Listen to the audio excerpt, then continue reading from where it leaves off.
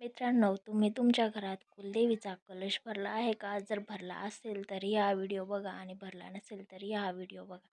आपल्या घरावर जेव्हा संकट येते, अडचण येते, दुःख येतात, तेव्हा आपल्या रक्षणाला सर्वात आधी कोणी येत असेल तर ती असते आपली कुळदेवी, म्हणजेच आपल्या कुळाची देवी. आणि आपल्या घरामध्ये, आपल्या देवघरामध्ये आपल्या कुलदेवीचा टाक असायला पाहिजे. त्यानंतर आपली कुलदेवीची मूर्ती असायला पाहिजे.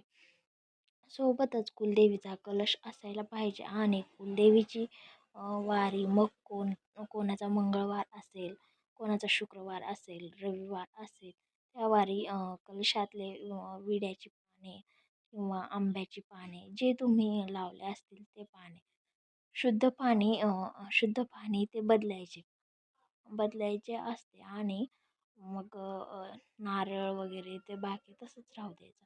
आठवड्याला ते बदलायचे असते आणि रोज त्याचे पूजन करायचे. अगरबत्ती, दिवा ओवाळायचा, फूल अर्पण करून प्रार्थना करायची की आमच्या घरावर कोणतेही संकट, अडचणी येऊ देऊ नको. आमचे रक्षण कर. घरात समृद्धी आणि प्रगती होऊ दे. नक्की मित्रांनो, कुलदेवीचा कलश भरला पाहिजे. श्री स्वामी समर्थ.